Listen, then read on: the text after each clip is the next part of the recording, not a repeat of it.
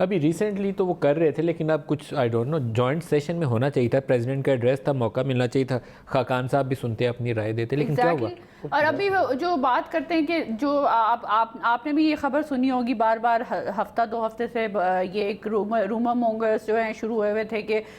کوئی ڈیل ہو رہی ہے، کوئی ڈھیل ہو رہی ہے. تو آج خاقان عباسی صاحب نے بھی کہہ دیا کہ کوئی خط شت تو نہیں ہے، کوئی ڈیل شیل تو ہم لوگ نہیں کر رہے اور نہ ہی ہم لوگ اس چیز میں انٹرسٹڈ ہیں. تو یہ چیزیں جو ہیں یہ ساری جو ہیں یہ موقف اس لیے استعمال کیے جا رہے ہیں کیونکہ پی ٹی آئی چاہتی ہے کہ جو مین فوکس ہے نا، جو مین ایشوز پہ فوکس ہے، جس طرح گورننس ہے، خارجہ پالیسی ہے، اکنامک پالیسی ہے، اس سے جو ہے دھیان عوام کا ہٹ جائے. علی صاحب کیوں نہیں بلایا آج آپ نے شاہد خاقان صاحب کو، آصف زرداری صاحب کو؟ خواجہ آصف صاحب کو، خواجہ آصف صاحب نہیں، خواجہ سعد صاحب، خواجہ سعد رفیق کو، اس کے بعد آپ جو ہے ان کا دیگر اتنے رہنما ہیں، ان کو آپ لوگ کشمیر کے ایشو پہ بتائیے سر. علی صاحب